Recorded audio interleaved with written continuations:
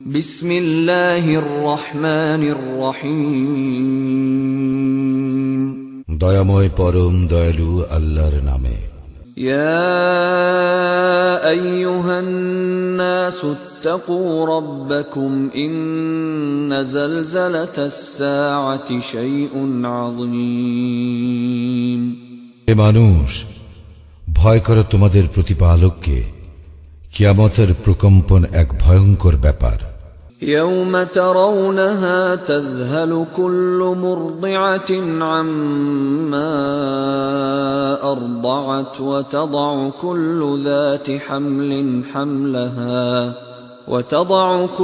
ذات حمل حملها وترى الناس سكارى وما هم بسكارى ولكن عذاب الله شديد।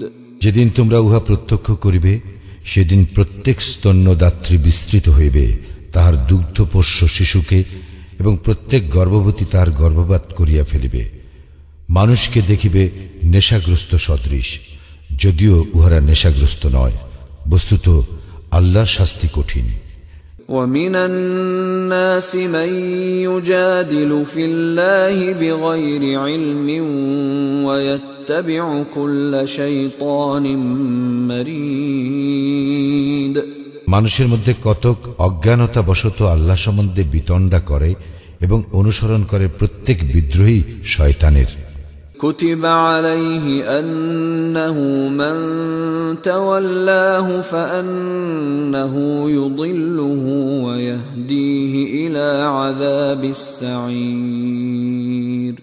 তাহার সম্বন্ধে এই নিয়ম করিয়া দেওয়া হইয়াছে যে, যে কেউ তাহার সঙ্গে বন্ধুত্ব করিবে সে তাহাকে পথভ্রষ্ট করিবে এবং তাহাকে পরিচালিত করিবে প্রজ্বলিত অগ্নির শাস্তির দিকে।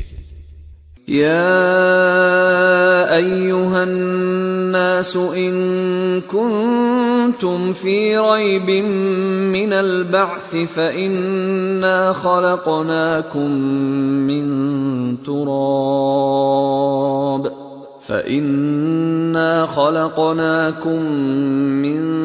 تراب ثم من نطفة ثم من علقة ثم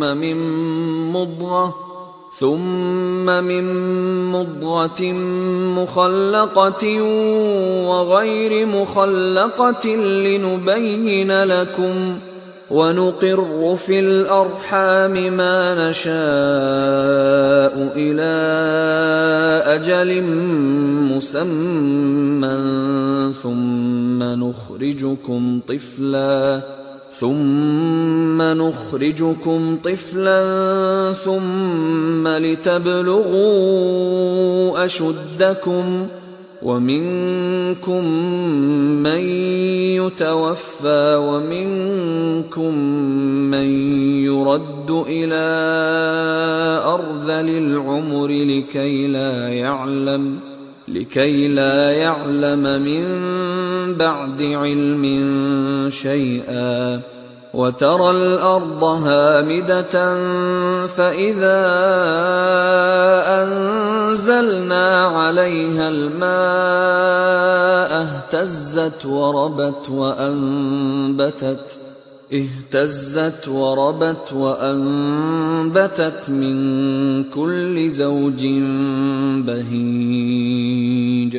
হে মানুষ, পুনরুত্থান সম্বন্ধে যদি তোমরা সন্দিগ্ধ হও তবে অবধান করো, আমি তোমাদেরকে সৃষ্টি করেছি মৃত্তিকা হইতে, তাহার পর শুক্র হইতে, তাহার পর আলাকা হইতে, তাহার পর পূর্ণাকৃতি অথবা অপূর্ণাকৃতি গোস্তপিণ্ড হইতে তোমাদের নিকট ব্যক্ত করিবার জন্য। আমি যাহা ইচ্ছা করি তাহা এক নির্দিষ্ট কালের জন্য মাতৃগর্ভে স্থিত রাখি, তাহার পর আমি তোমাদেরকে শিশুরূপে বাহির করি, পরে যাহাতে তোমরা পরিণত বয়সে উপনীত হও। তোমাদের মধ্যে কাহারো কাহারো মৃত্যু ঘটানো হয় এবং তোমাদের মধ্যে কাহাকেও প্রত্যাবৃত্ত করা হয় হীনতম বয়সে, যাহার ফলে উহারা যাহা কিছু জানিত সে সম্বন্ধে উহারা সজ্ঞান থাকে না।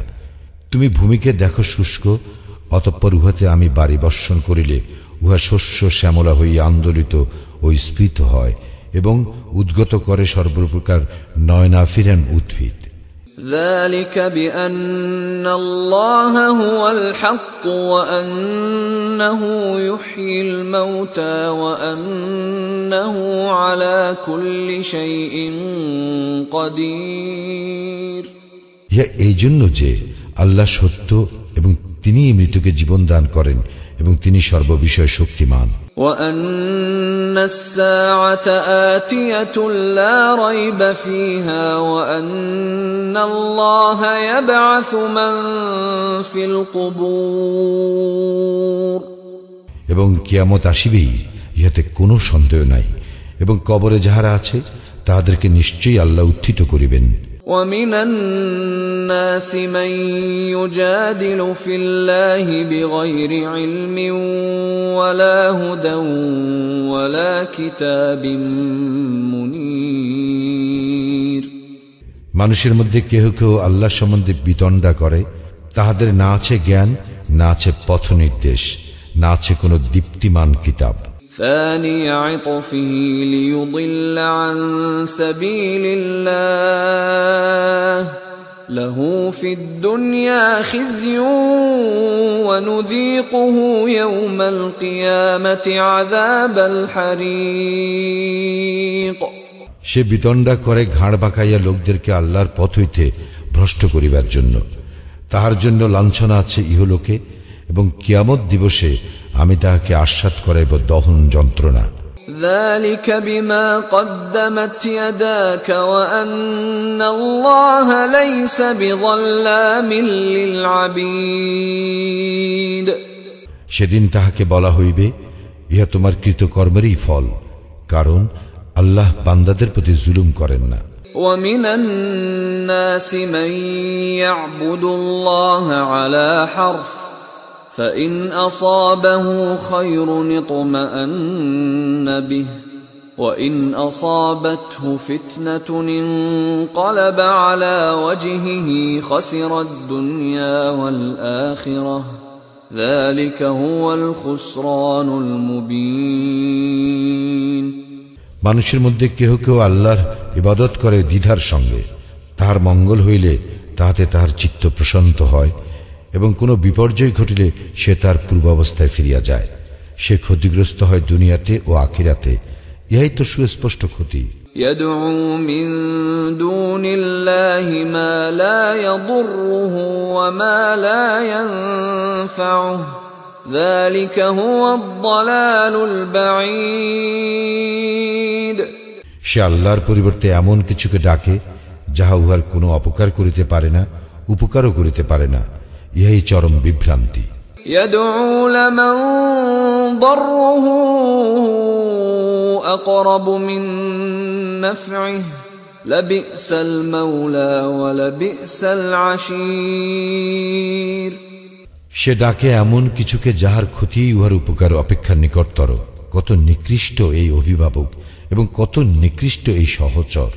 إن الله يدخل الذين آمنوا وعملوا الصالحات جنات تجري من تحتها الأنهار إن الله يفعل ما يريد। যাহারা ঈমান আনে ও সৎকর্ম করে, আল্লাহ অবশ্যই তাহাদেরকে দাখিল করিবেন জান্নাতে, যাহার নিম্নদেশে নদী প্রবাহিত। আল্লাহ যাহা ইচ্ছা তাহাই করেন। من كان يظن أن لن ينصره الله في الدنيا والآخرة فليمدد بسبب إلى السماء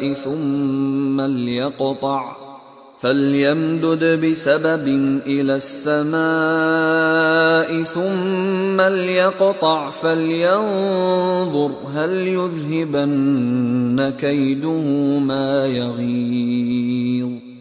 যে কেহ মনে করে আল্লাহ তাহাকে কখনোই দুনিয়া ও আখিরাতে সাহায্য করিবেন না, সে আকাশের দিকে একটি রজ্জু বিলম্বিত করুক, পরে উহা বিচ্ছিন্ন করুক, অতঃপর দেখুক তাহার প্রচেষ্টা তাহার আক্রোশের হেতু দূর করে কিনা।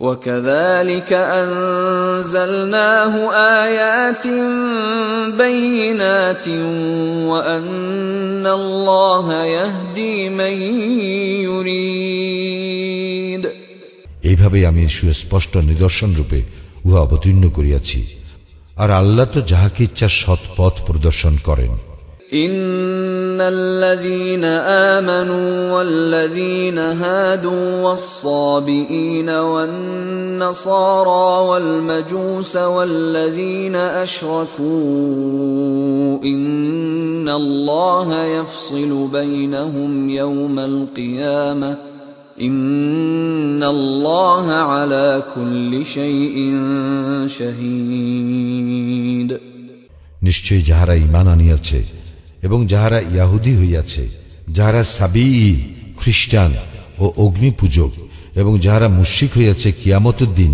আল্লাহ তাহাদের মধ্যে ফয়সালা করিয়া দিবেন আল্লাহ তো সমস্ত কিছুর সম্যক প্রত্যক্ষকারী ألم تر أن الله يسجد له من في السماوات ومن في الأرض والشمس والقمر والنجوم والجبال والشجر والدواب وكثير من الناس وكثير حق عليه العذاب ومن يهن الله فما له من مكرم إن الله يفعل ما يشاء তুমি কি দেখো না যে আল্লাহকে সিজদা করে যাহা কিছু আছে আকাশ মণ্ডলীতে ও পৃথিবীতে সূর্য চন্দ্র নক্ষত্র মণ্ডলী পর্বতরাজি বৃক্ষলতা জীব জন্তু এবং সিজদা করে মানুষের মধ্যে অনেকেই আবার অনেকের প্রতি অবধারিত হইয়াছে শাস্তি আল্লাহ যাহাকে হেয় করেন তার সম্মানদাতা কেহই নাই আল্লাহ যাহা ইচ্ছা তাহা করেন هذان خصمان اختصموا في ربهم فالذين كفروا قطعت لهم ثياب من نار يصب من فوق رؤوسهم الحميم ইহারা দুইটি বিবদমান পক্ষ তাহারা তাহাদের প্রতিপালক সম্বন্ধে বিতর্ক করে যাহারা কুফরি করে তাহাদের জন্য প্রস্তুত করা হয়েছে আগুনের পোশাক তাহাদের মাথার উপর ঢালিয়া দেওয়া হইবে ফুটন্ত পানি يصهر به ما في بطونهم والجلود যাহা দ্বারা উহাদের উদরে যাহা আছে তাহা এবং উহাদের চর্ম বিগলিত করা হইবে ولهم مقامع من حديد এবং উহাদের জন্য থাকিবে লৌহ মুদ্গর كلما أرادوا أن يخرجوا منها من غم أعيدوا فيها وذوقوا عذاب الحريق যখনই উহারা যন্ত্রণা কাতর হইয়া জাহান্নাম হইতে বাহির হইতে চাইবে তখনই তাহাদেরকে ফিরাইয়া দেওয়া হইবে উহাদেরকে বলা হইবে আস্বাদন করো দহন যন্ত্রণা إن الله يدخل الذين آمنوا وعملوا الصالحات جنات تجري من تحتها الأنهار يحلون فيها من أساور من ذهب ولؤلؤا ولباسهم فيها حرير যাহারা ঈমান আনে ও সৎকর্ম করে আল্লাহ তাহাদেরকে দাখিল করিবেন জান্নাতে যাহার পাদদেশে নদী প্রবাহিত সেখানে তাহাদেরকে অলংকৃত করা হইবে স্বর্ণ কঙ্কন ও মুক্তা দ্বারা এবং সেখানে তাহাদের পোশাক পরিচ্ছদ হইবে রেশমের وهدوا إلى الطيب من القول وهدوا إلى صراط الحميد তাহাদেরকে পবিত্র বাক্যের অনুগামী করা হইয়াছিল এবং তাহারা পরিচালিত হইয়াছিল পরম প্রশংসাভাজন আল্লাহর পথে। ইন্নাল্লাযীনা কাফারু ওয়া ইয়াসুদ্দুনা আন সাবিলিল্লাহি ওয়াল মাসজিদিল হারামিল্লাযী জাআলনাহু লিন-নাস والمسجد الحرام الذي جعلناه للناس سواء العاكف فيه والباد ومن يرد فيه بإلحاد بظلم نذقه من عذاب أليم। যারা কুফরি করে এবং মানুষকে নিবৃত্ত করে আল্লাহর পথ হইতে ও মসজিদুল হারাম হইতে, যাহা আমি করিয়াছি স্থানীয় ও বহিরাগত সকলের জন্য সমান, আর যে ইচ্ছা করে সীমালঙ্ঘন করিয়া উহাতে পাপ কার্যের, তাহাকে আমি আস্বাদন করাইব মর্মন্তুর শাস্তি। وَإِذْ بَوَّأْنَا لِإِبْرَاهِيمَ مَكَانَ الْبَيْتِ أَلَّا تُشْرِكْ بِي شَيْئًا وطهر بيتي للطائفين والقائمين والركع السجود। এবং স্মরণ করো যখন আমি ইব্রাহিমের জন্য নির্ধারণ করিয়া দিয়াছিলাম সেই গৃহের স্থান, তখন বলিয়াছিলাম আমার সঙ্গে কোনো শরীক স্থির করিও না, এবং আমার গৃহকে পবিত্র রাখিও তাহাদের জন্য যারা তাওয়াফ করে এবং যারা সালাতে দাঁড়ায়, রুকু করে ও সিজদা করে। وَأَذِّن فِي النَّاسِ بِالْحَجِّ يَأْتُوكَ رِجَالًا وَعَلَى كُلِّ ضَامِرٍ يَأْتِينَ مِنْ كُلِّ فَجٍّ عَمِيقٍ। এবং মানুষের নিকট হজের ঘোষণা করিয়া দাও, উহারা তোমার নিকট আসিবে পদব্রজে ও সর্বপ্রকার ক্ষীণকায় উষ্টের পিঠে, ইহারা আসিবে দূর দূরান্তের পথ অতিক্রম করিয়া। লিয়াশহাদু মানাফিআ লাহুম ওয়া ইয়াযকুরু ইসমাল্লাহি ফি আইয়ামিন মা'লুমাতিন আলা মা রাযাকাহুম মিন বাহিমাতিল আন'আম فكلوا منها وأطعموا البائس الفقير। যাতে তারা তাদের কল্যাণময় স্থানগুলিতে উপস্থিত হইতে পারে এবং তিনি তাহাদেরকে চতুষ্পদ জন্তু হইতে যা রিজিক হিসাবে দান করিয়াছেন, উহার উপর নির্দিষ্ট দিনগুলিতে আল্লাহর নাম উচ্চারণ করিতে পারে। অতঃপর তোমরা উহা হইতে আহার করো এবং দুস্থ অভাবগ্রস্তকে আহার করাও। ثم ليقضوا تفثهم وليوفوا نذورهم وليطوفوا بالبيت العتيق। অতঃপর তারা যেন তাহাদের অপরিচ্ছন্নতা দূর করে এবং তাহাদের মানত পূর্ণ করে এবং তাওয়াফ করে প্রাচীন গৃহের।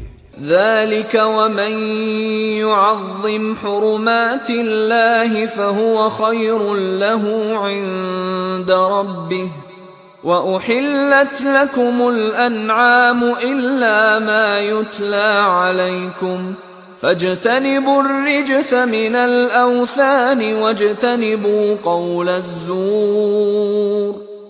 ইহাই বিধান, এবং কেহ আল্লাহ কর্তৃক নির্ধারিত পবিত্র অনুষ্ঠানগুলি সম্মান করিলে তাহার প্রতিপালকের নিকট তাহার জন্য ইহাই উত্তম। তোমাদের জন্য হালাল করা হয়েছে গবাদি পশু, জন্তু, এগুলি ব্যতীত যাহা তোমাদেরকে শোনানো হইয়াছে। সুতরাং তোমরা বর্জন করো মূর্তি পূজার অপবিত্রতা এবং দূরে থাকো মিথ্যা কথন হইতে। হুনাফাআ লিল্লাহি গায়রা মুশরিকিনা বিহি ومن يشرك بالله فكأنما خر من السماء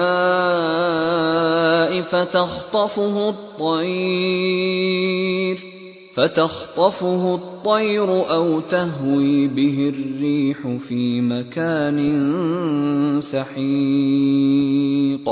আল্লাহর প্রতি একনিষ্ঠ হইয়া এবং তাহার কোনো শরিক না করিয়া, এবং যে কেউ আল্লাহর শরিক করে সে যেন আকাশ হইতে পড়িল, অতঃপর পাখি তাহাকে ছো মারিয়া লইয়া গেল, কিংবা বায়ু তাকে উড়াইয়া লইয়া গিয়া এক দূরবর্তী স্থানে নিক্ষেপ করিল। ذلك ومن يعظم شعائر الله فإن إنها من تقوى القلوب ইহাই আল্লাহর বিধান এবং কেহ আল্লাহর নিদর্শনাবলীকে সম্মান করিলে ইহা তো তাহার হৃদয়ের তাকওয়ার সঞ্জাত। لكم فيها منافع إلى أجل مسمى ثم محلها إلى البيت العتيق এই সমস্ত আনামে তোমাদের জন্য নানাবিধ উপকার রয়েছে এক নির্দিষ্ট কালের জন্য, অতঃপর উহাদের কুরবানির স্থান প্রাচীন গৃহের নিকট।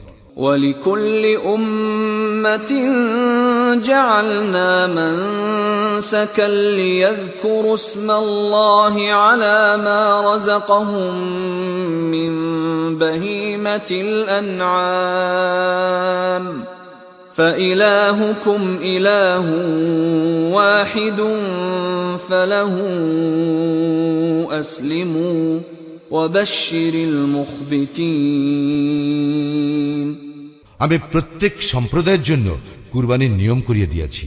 তিনি তাহাদেরকে জীবন উপকরণ স্বরূপ যে সকল চতুষ্পদ জন্তু দিয়েছেন সেগুলির উপর যেন তাহারা আল্লাহর নাম উচ্চারণ করে। তোমাদের ইলাহ এক ইলাহ, সুতরাং তাহারের নিকট আত্মসমর্পণ করো এবং সুসংবাদ দাও বিনীতগণকে। الذين إذا ذكر الله وجلت قلوبهم والصابرين على ما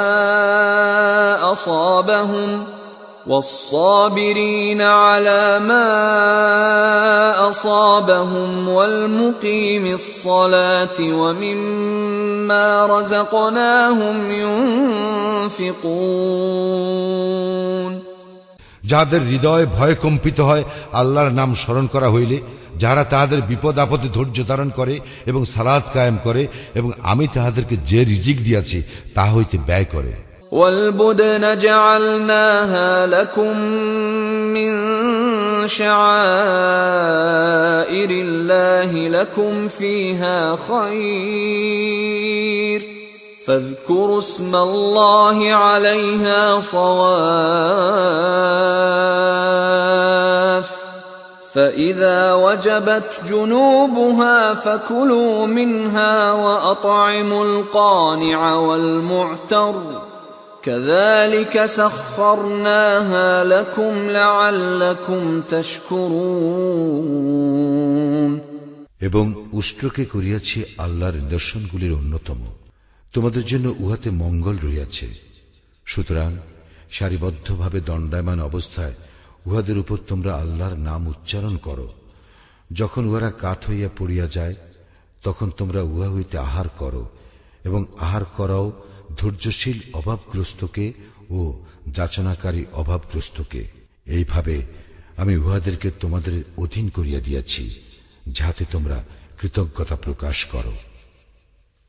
لن ينال الله لحومها ولا دماؤها ولكن يناله التقوى منكم كذلك سخرها لكم لتكبروا الله على ما هداكم وبشر المحسنين কখনোই আল্লাহর নিকট পৌঁছায় না উহাদের গোশত এবং রক্ত, বরং পৌঁছায় তোমাদের তাকওয়া।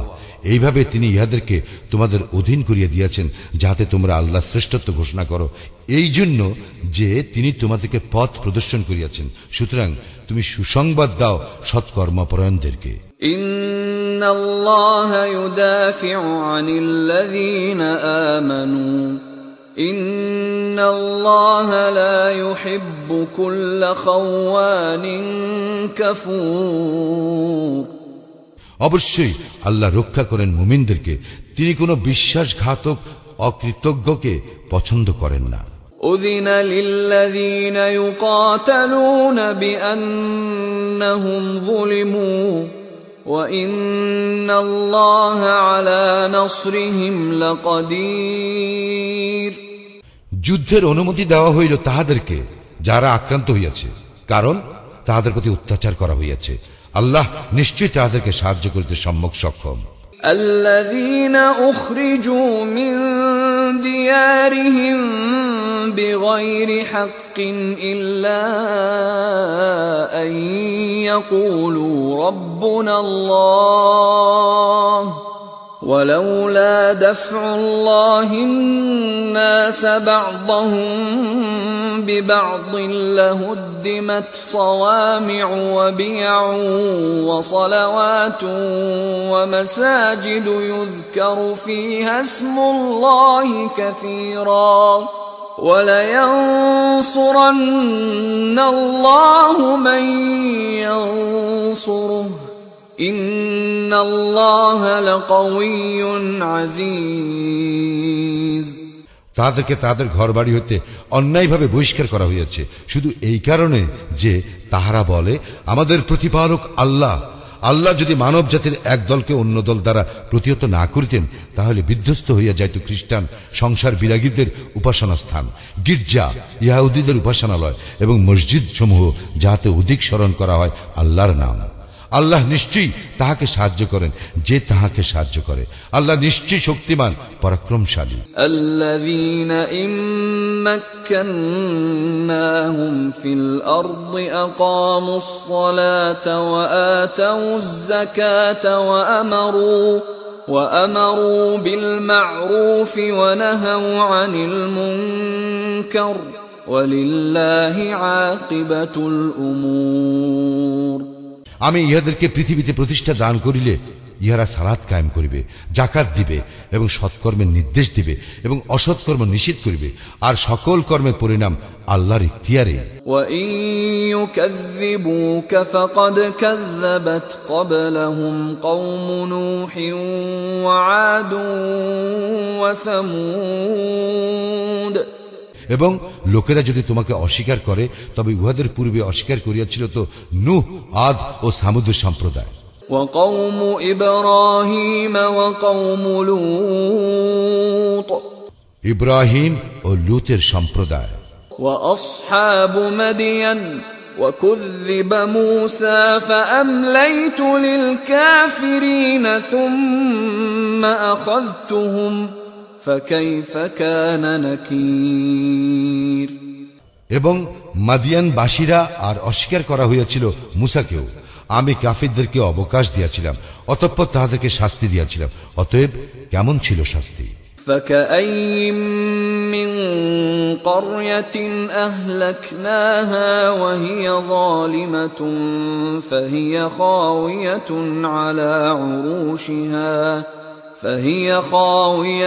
على عروشها وبئر معطلة وقصر مشيد। আমি ধ্বংস করিয়াছি কত জনপদ যেগুলির বাসিন্দা ছিল জালিম। এইসব জনপদ তাহাদের ঘরের ছাদসহ ধ্বংসস্তূপে পরিণত হইয়াছিল এবং কত কূপ পরিত্যক্ত হইয়াছিল ও কত সুদৃঢ় প্রাসাদ। أفلم يسيروا في الأرض فتكون لهم قلوب يعقلون بها أو آذان يسمعون بها فإنها لا تعمى الأبصار ولكن تعمى القلوب التي في الصدور। তারা কি দেশ ভ্রমণ করে নাই? তাহলে তাহারা জ্ঞান বুদ্ধি সম্পন্ন হৃদয় ও শ্রুতি শক্তি সম্পন্ন শ্রবণের অধিকারী হইতে পারিত। বস্তুত চক্ষু তো অন্ধ নয়, বরং অন্ধ হইতেছে বক্ষস্থিত হৃদয়। وَيَسْتَعْجِلُونَكَ بِالْعَذَابِ وَلَنْ يُخْلِفَ اللَّهُ وَعْدَهُ وَإِنَّ يَوْمًا عِندَ رَبِّكَ كَأَلْفِ سَنَةٍ مِّمَّا تَعُدُّونَ। তাহারা তোমাকে শাস্তি ত্বরান্বিত করিতে বলে, অথচ আল্লাহ তাহার প্রতিশ্রুতি কখনো ভঙ্গ করেন না। তোমার প্রতিপালকের নিকট একদিন তোমাদের গণনার সহস্র বৎসরের সমান। وَكَأَيٍّ مِّن قَرْيَةٍ أَمْلَيْتُ لَهَا وَهِيَ ظَالِمَةٌ ثُمَّ أَخَذْتُهَا وَإِلَيَّ الْمَصِيرُ। এবং আমি অবকাশ দিয়েছি কত জনপদকে যখন উহারা ছিল জালিম, অতঃপর উহাদেরকে শাস্তি দিয়েছি এবং প্রত্যাবর্তন আমারই নিকট। قل يا أيها الناس إنما أنا لكم نذير مبين বলো, হে মানুষ, আমি তো তোমাদের জন্য এক স্পষ্ট সতর্ককারী। فالذين آمنوا وعملوا الصالحات لهم مغفرة ورزق كريم সুতরাং যারা ঈমান আনে ও সৎকর্ম করে তাদের জন্য আছে ক্ষমা ও সম্মানজনক জীবিকা। والذين سعوا في آياتنا معاجزين أولئك أصحاب الجحيم এবং যাহারা আমার আয়াতকে ব্যর্থ করিবার চেষ্টা করে তাহারাই হইবে জাহান্নামের অধিবাসী।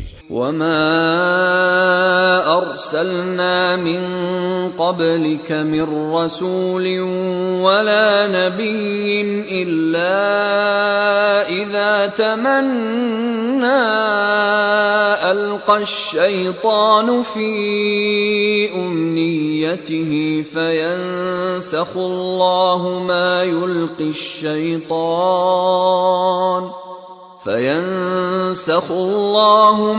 يلقي الشيطان ثم يحكم الله آياته والله عليم حكيم আমি তোমার পূর্বে যে সমস্ত রাসূল কিংবা নবী প্রেরণ করিয়াছি তাহাদের কেহ যখনই কিছু আকাঙ্ক্ষা করিয়াছে তখনই শয়তান তাহার আকাঙ্ক্ষায় কিছু প্রক্ষিপ্ত করিয়াছে, কিন্তু শয়তান যাহা প্রক্ষিপ্ত করে আল্লাহ তাহা বিদ্রুত করেন। অতঃপর আল্লাহ তাহার আয়াতসমূহকে সুপ্রতিষ্ঠিত করেন এবং আল্লাহ সর্বজ্ঞ প্রজ্ঞাময়। ليجعل ما يلقي الشيطان فتنة للذين في قلوبهم مرض والقاسية قلوبهم وإن الظالمين لفي شقاق بعيد ইহা এই জন্য যে শয়তান যাহা প্রক্ষিপ্ত করে তিনি উহাকে পরীক্ষা স্বরূপ করেন তাহাদের জন্য যাহাদের অন্তরে ব্যাধি রইয়াছে ও যাহারা পাষাণ হৃদয়, নিশ্চয়ই জালিমরা দুস্তর মতভেদে রহিয়াছে। وَلِيَعْلَمَ الَّذِينَ أُوتُوا الْعِلْمَ أَنَّهُ الْحَقُّ مِنْ رَبِّكَ فَيُؤْمِنُوا بِهِ فَتُخْبِتَ لَهُ قُلُوبُهُمْ وَإِنَّ اللَّهَ لَهَادِ الَّذِينَ آمَنُوا إِلَى صِرَاطٍ مُسْتَقِيمٍ এবং এই জন্য যে যাহাদেরকে জ্ঞান দেওয়া হয়েছে তাহারা যেন জানিতে পারে যে ইহা তোমার প্রতিপালকের নিকট হইতে প্রেরিত সত্য, অতঃপর তাহারা যেন উহাতে বিশ্বাস স্থাপন করে এবং তাহাদের অন্তর যেন উহার প্রতি অনুগত হয়। যাহারা ঈমান আনিয়াছে তাহাদেরকে অবশ্যই আল্লাহ সরল পথে পরিচালিত করেন। ولا يزال الذين كفروا في مرية منه حتى تأتيهم الساعة بغتة أو يأتيهم عذاب يوم عقيم যাহারা কুফরি করিয়াছে তাহারা উহাতে সন্দেহ পোষণ হইতে বিরত হইবে না যতক্ষণ না উহাদের নিকট কিয়ামত আসিয়া পড়িবে আকস্মিক ভাবে, অথবা আসিয়া পড়িবে এক বন্ধা দিনের শাস্তি।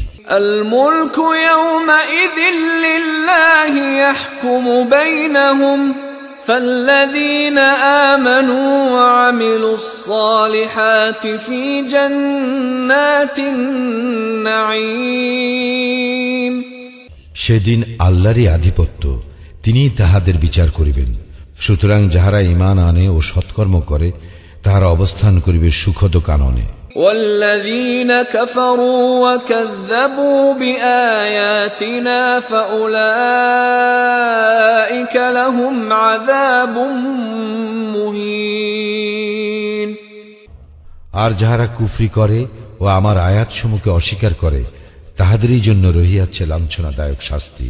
والذين هاجروا في سبيل الله ثم قتلوا أو ماتوا ليرزقنهم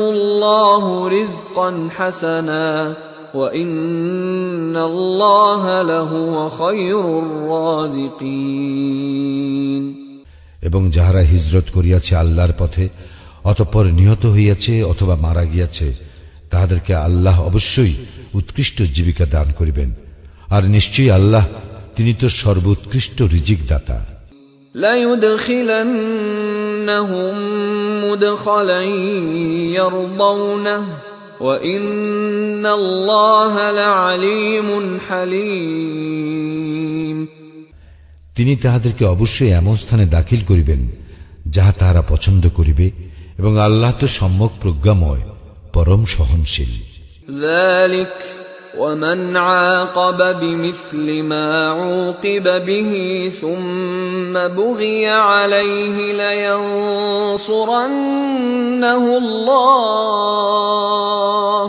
إن الله لعفو غفور ইহাই হইয়া থাকে কোন ব্যক্তি নিবৃত্ত হইয়া তুল্য প্রতিশোধ গ্রহণ করিলে ও পুনরায় সে অত্যাচারিত হইলে আল্লাহ তাহাকে অবশ্যই সাহায্য করিবেন আল্লাহ নিশ্চয়ই পাপ মোচনকারী ক্ষমাশীল ذلك بأن الله يولج الليل في النهار ويولج النهار في الليل وأن الله سميع بصير উহা এই জন্য যে আল্লাহ রাত্রিকে প্রবিষ্ট করান দিবসের মধ্যে এবং দিবসকে প্রবিষ্ট করেন রাত্রির মধ্যে এবং আল্লাহ সর্বশ্রোতা সম্যক দ্রষ্টা ذلك بأن الله هو الحق وأن ما يدعون من دونه هو الباطل وأن ما يدعون من دونه هو الباطل وأن الله هو العلي الكبير এই জন্য যে আল্লাহ তিনি সত্য এবং উহারা তাহার পরিবর্তে যাহাকে ডাকে উহা তো অসত্য এবং আল্লাহ তিনি তো সমুচ্চ মহান ألم تر أن الله أنزل من السماء ماء فتصبح الأرض مخضرة إن الله لطيف خبير তুমি কি লক্ষ্য করো না যে আল্লাহ বারি বর্ষণ করেন আকাশ হইতে যাহাতে সবুজ শ্যামল হইয়া উঠে পৃথিবী নিশ্চয় আল্লাহ সম্যক সূক্ষ্মদর্শী পরিজ্ঞাত له ما في السماوات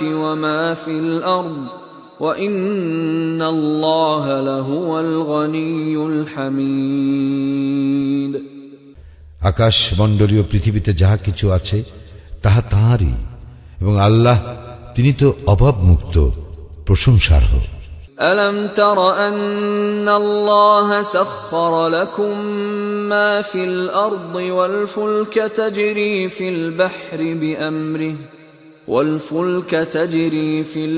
بأمره ويمسك السماء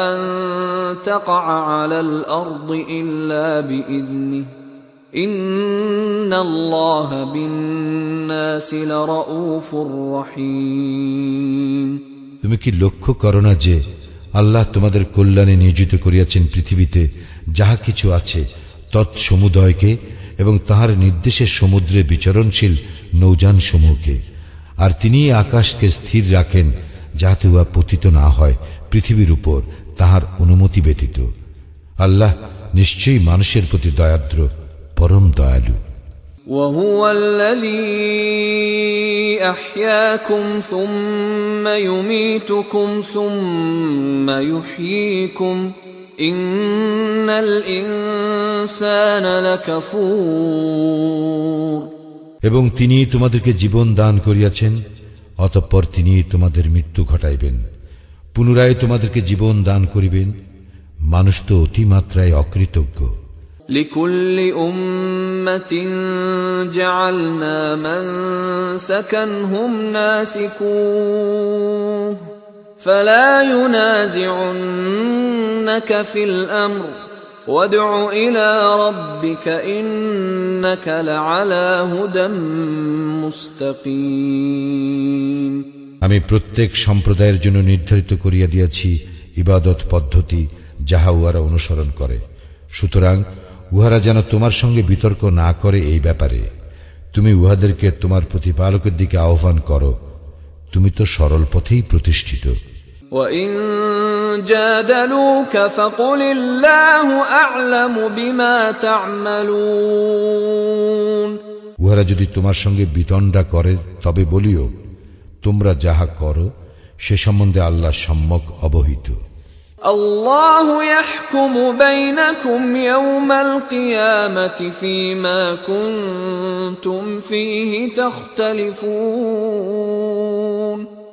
তোমরা যে বিষয়ে মতভেদ করিতেছ আল্লাহ কিয়ামতের দিন সে বিষয়ে তোমাদের মধ্যে বিচার মীমাংসা করিয়া দিবেন। ألم تعلم أن الله يعلم ما في السماء والأرض إن ذلك في كتاب إن ذلك على الله يسير। তুমি কি জানো না যে আকাশ ও পৃথিবীতে যাহা কিছু রহিয়াছে আল্লাহ তাহা জানেন, এই সকলই আছে এক কিতাবে, নিশ্চয়ই আল্লাহর নিকট সহজ। ويعبدون من دون الله ما لم ينزل به سلطانا وما ليس لهم به علم وما للظالمين من نصير। এবং উহারা ইবাদত করে আল্লাহর পরিবর্তে এমন কিছুর যাহার সম্পর্কে তিনি কোনো দলিল প্রেরণ করেন নাই এবং যাহার সম্বন্ধে তাহাদের কোনো জ্ঞান নাই, আর জালিমদের কোনো সাহায্যকারী নাই। وَإِذَا تُتْلَى عَلَيْهِمْ آيَاتُنَا بَيِّنَاتٍ تَعْرِفُ فِي وُجُوهِ الَّذِينَ كَفَرُوا الْمُنكَرَ يَكَادُونَ يَسْطُونَ بِالَّذِينَ يَتْلُونَ عَلَيْهِمْ آيَاتِنَا قُلْ أَفَأُنَبِّئُكُم بِشَرٍّ مِّن ذَلِكُمْ النَّارُ وَعَدَهَا اللَّهُ الَّذِينَ كَفَرُوا وَبِئْسَ الْمَصِيرُ। এবং উহাদের নিকট আমার সুস্পষ্ট আয়াতসমূহ তিলাওয়াত করা হইলে তুমি কাফিরদের মুখমণ্ডলে অসন্তোষ লক্ষ্য করিবে। যাহারা উহাদের নিকট আমার আয়াত তিলাওয়াত করে তাহাদেরকে উহারা আক্রমণ করিতে উদ্যত হয়। বলো, তবে কি আমি তোমাদেরকে ইহা অপেক্ষা মন্দ কিছুর সংবাদ দিব? ইহা আগুন। এ বিষয়ে আল্লাহ প্রতিশ্রুতি দিয়েছেন কাফিরদেরকে, এবং ইহা কত নিকৃষ্ট প্রত্যাবর্তন স্থল। ইয়া আইয়ুহান নাসু দুরিবা মাসালুন ফাসতামিউ লাহু ইন্নাল্লাযীনা তাদউনা মিন দুনিল্লাহি লান ইয়াখলুকু যুবাবান ওয়ালাউ ইজতামাউ লাহু وَإِن يَسْلُبْهُمُ الذُّبَابُ شَيْئًا لَّا يَسْتَنقِذُوهُ مِنْهُ ضَعُفَ الطَّالِبُ وَالْمَطْلُوبُ। হে মানুষ, একটি উপমা দেওয়া হইতেছে, মনোযোগ সহকারে উহা শ্রবণ করো। তোমরা আল্লাহর পরিবর্তে যাহাদেরকে ডাকো তাহারা তো কখনো একটি মাছিও সৃষ্টি করিতে পারিবে না। এই উদ্দেশ্যে তাহারা সকলে একত্র হইল, এবং মাছি যদি কিছু ছিনাইয়া লইয়া যায় তাহাদের নিকট হইতে ইহাও তাহারা উহার নিকট হইতে উদ্ধার করিতে পারিবে না। অন্বেষক ও অন্বেষিত কতই দুর্বল। মা কদরুল্লাহ হাক্কা কদরিহি ইন্নাল্লাহা লাকাওয়িয়্যুন আজিজ। উহারা আল্লাহর যথোচিত মর্যাদা উপলব্ধি করে না। আল্লাহ নিশ্চয়ই ক্ষমতাবান, পরাক্রমশালী। আল্লাহু ইয়াসতাফি মিনাল মালাইকাতি রুসুলান ওয়া মিনান নাস ইন্নাল্লাহা সামিউন বাসীর। আল্লাহ ফেরেশতাদের মধ্য হইতে মনোনীত করেন বাণী বাহক এবং মানুষের মধ্য হইতে। আল্লাহ তো সর্বশ্রোতা, সম্যক দ্রষ্টা। يعلم ما بين أيديهم وما خلفهم وإلى الله ترجع الأمور। তাহাদের সম্মুখে ও পশ্চাতে যাহা কিছু আছে তিনি তাহা জানেন এবং সমস্ত বিষয় আল্লাহর নিকট প্রত্যাবর্তিত হইবে। يا أيها الذين آمنوا اركعوا واسجدوا واعبدوا ربكم وافعلوا الخير لعلكم تفلحون। হে মুমিনগণ, তোমরা রুকু করো, সিজদা করো এবং তোমাদের প্রতিপালকের ইবাদত করো ও সৎকর্ম করো, যাহাতে সফল কাম হইতে পারো। وجاهدوا في الله حق جهاده هو اجتباكم وما جعل عليكم في الدين من حرج ملة أبيكم إبراهيم هو سماكم المسلمين من قبل وفي هذا ليكون الرسول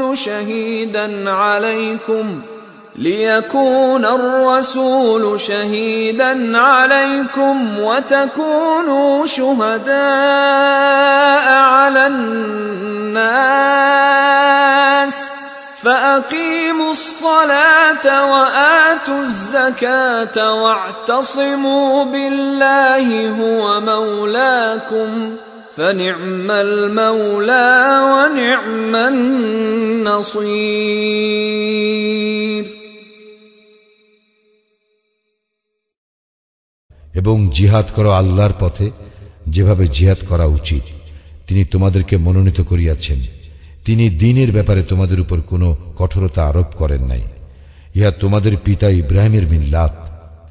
তিনি পূর্বে তোমাদের নামকরণ করিয়াছেন মুসলিম, এবং এই কিতাবেও, যাহাতে রাসূল তোমাদের জন্য সাক্ষী স্বরূপ হয় এবং তোমরা সাক্ষী স্বরূপ হও মানব জাতির জন্য।